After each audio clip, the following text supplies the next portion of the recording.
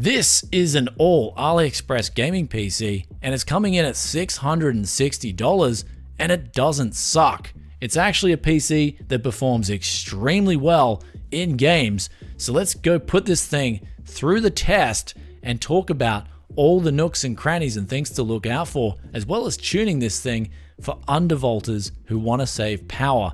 Let's get straight into it right after this sponsor spot. Never pay full price for Windows 10 or 11 again. With today's video sponsor, SoTTR keys, you can get activated for as little as $15 using that coupon BFTYC.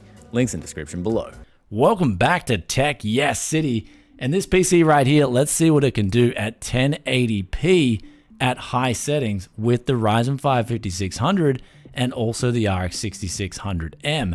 And here's where the first title, we've got Apex Legends, and we're scoring over 90 FPS on max settings at 1080p. Now, of course, you can drop these settings down and just get a lot higher FPS, but I wanted to compare this apples to apples to a 12900K DDR5 PC with 6000 MHz memory, basically a lot more expensive than this build with the same graphics card. And here we're only scoring a few FPS lower. So this combo of 3200 MHz of memory and also the Ryzen 5 5600 on this budget B550 motherboard, it's delivering extremely good value for money if you want to get that 1080p experience. The next title we're going to pull up here is Fortnite, and here's where we're getting over 180 average FPS, high settings, DX11, and it's actually a really smooth experience. So this was also hammering Fortnite. If that's your game, you can lower the settings just like Apex Legends and get much higher FPS too. Though under Shadow of the Tomb Raider, here is where at high settings on SMAA anti-aliasing turned on, we actually slightly beat the 12900K with the DDR5 memory setup. Now you may be wondering why this is. We actually turned on smart access memory as well with this build, which enables us in some titles to circumvent some of the CPU bottlenecks that would be incurred on particular games. Though anything with over 100 average FPS at 1080p on high settings, that's going to be a really good experience. Though onto the last title, here is where we got Borderlands 3, over 90 average FPS, and this is a little bit lower than that 12900K setup, but this is kind of like the worst case scenario for this system. And though, speaking of those gaming numbers, if you guys are into undervolting, which I in 2022, even coming out of 2021, I've just become a big undervolting enthusiast, then here's where this build will also put a smile on your face. When it came to Apex Legends, this is the game that I like to test in terms of graphics and CPU together, undervolting the both of them. This is where we drop the total power system consumption from the wall from 240 watts roughly all the way down to 183 watts. So that's nearly a 30% drop in power consumption, yet our performance went from 93 average FPS just down to a mere 91 average FPS. So we lost 2% on FPS and we just dropped that power consumption down considerably. So that's going to mean less stress on the motherboard, less stress on the CPU, and of course on the GPU. Though with those gaming numbers aside, it is time to go over this whole build where I'll put the price tally up on the screen for you. It's going to come in at around $660 shipped. That's all the components that you need for a gaming PC. There's even a 1TB SSD in this build. If you want to save some money and go with say a 512 or a 256, then you can bring it down closer to that low $600 mark. But let's give this build piece by piece a tech yes critiquing, where I would change some parts. Though to be fair, most of the parts in this build were actually really impressive, and we'll start with the most impressive parts, the Ryzen 5 5600 at $149 shipped.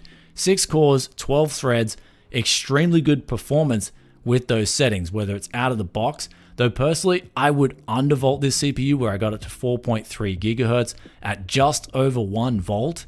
And this dropped the power considerably on the CPU. When I did the direct comparison, we had some massive savings there on power and virtually no performance drop.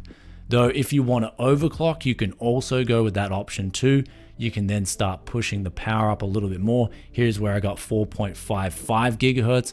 That's where I was topping out at on this CPU with this cooler in a 28-degree ambient environment. So let's move over now to the next impressive part. That is the graphics card, RX 6600M. This is from a brand called Milsey. I've done a dedicated video on this graphics card. The performance is actually pretty impressive, and I was surprised, and especially since it's coming in at under $200.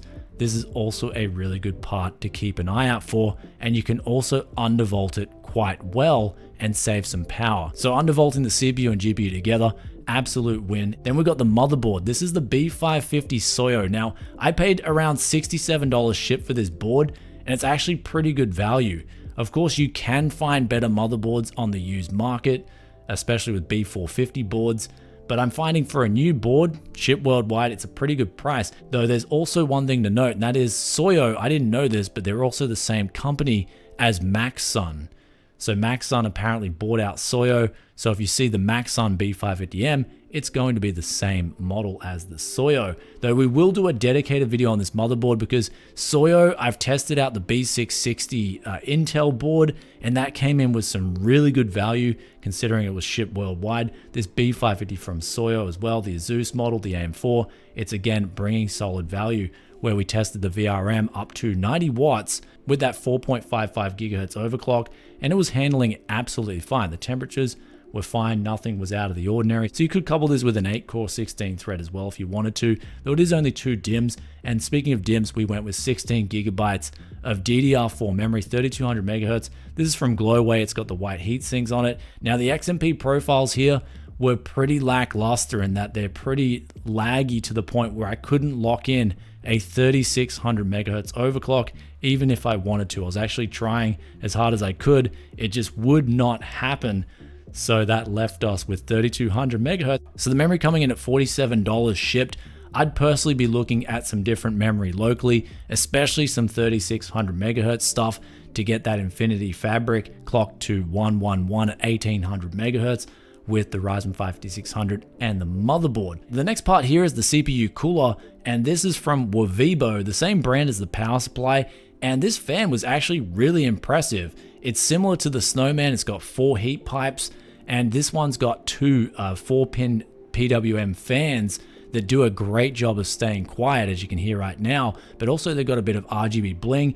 If you want to go with the ARGB option, you can do that, though this motherboard doesn't have a 5-volt ARGB connection, so I just decided to go with the standard RGB. Lights are going to look like this, and actually looking at the colors out of the box, they set a really neutral, easy to the eyes profile on these RGBs, so got to give it to Wavibo on the CPU cooler. It's definitely a Snowman contender. You guys know I love my Snowman, but I decided to change it up a little bit with this Wavibo brand.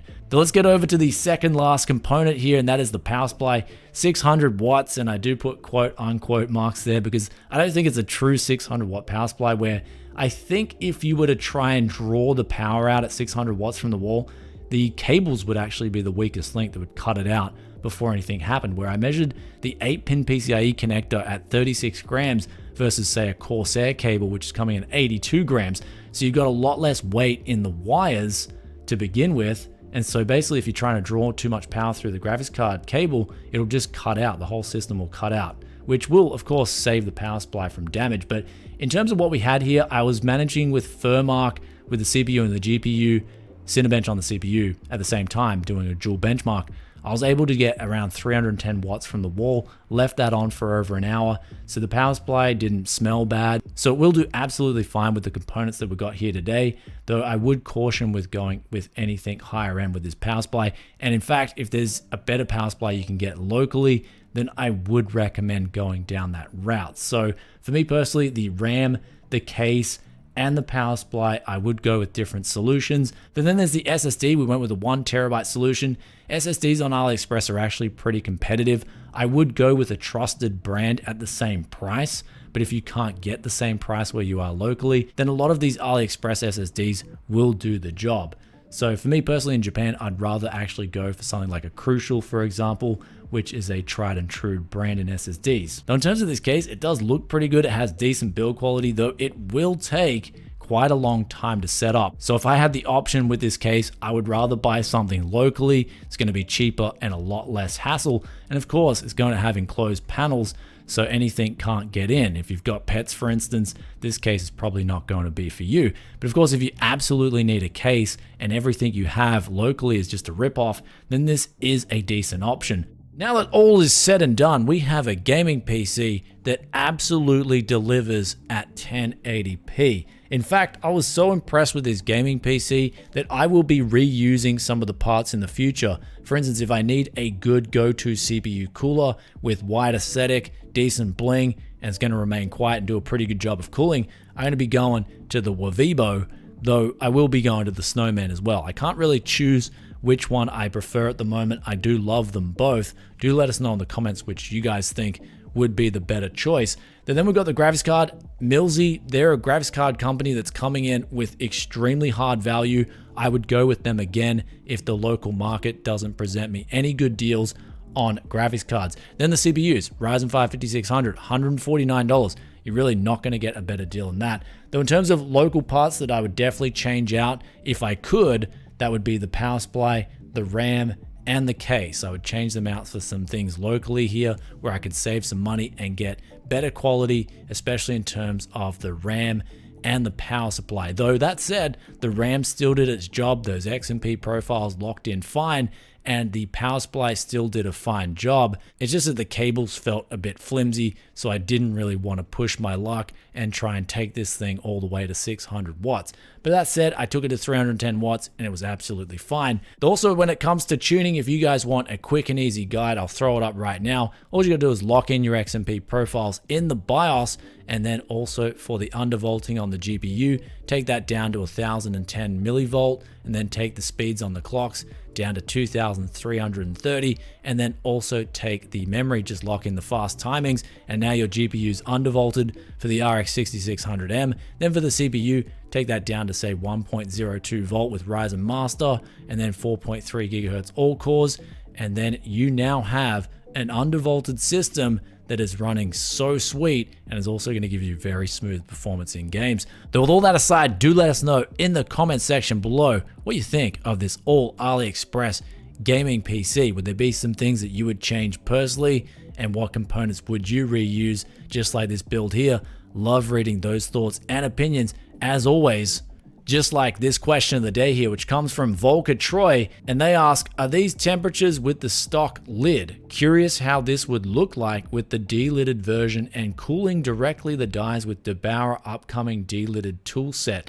So they're talking about our 7950X, which we undervolted in a video. I'll put the link up here for you guys, where we just dropped the temperatures and the power consumption massively, and we lost very little performance. But in terms of Debauer, he delidded his 7950X. That's the new Ryzen 9. Personally, these CPUs, I believe they're using the stim, so it's like not cheap thermal paste, but it's not exactly the solder that they used to use in CPUs, so it's somewhere in between. And so I wouldn't personally delid a 7950X. I just wouldn't risk it. It's not so much getting the lid off, it's so much scraping off the stim off the CPU. It's actually very lengthy. It takes a long time to do, and if you slip with the scraping tool, you can damage your CPU, and if you damage your CPU, that's essentially a brick CPU. So I think I did this in the past with a 9900K, and it just took ages. And I also, when I was scraping off the stim, I hit the PCB with the scraping knife, and I was worried that the CPU wouldn't work anymore, but I was lucky that it did work.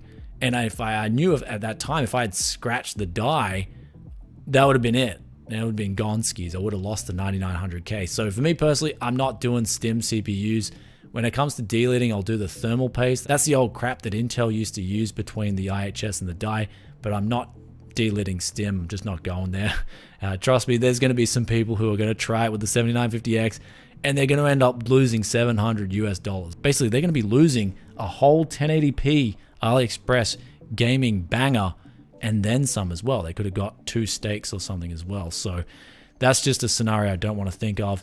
Anyhow, guys, I hope you enjoyed this video. If you did, then be sure to hit that like button. Also, if you stayed this far and you're enjoying that Tech Yes content, you want to see it the moment it drops, then be sure to hit that sub button, ring that bell, and I'll catch you on the next one very soon. Peace out for now. Bye.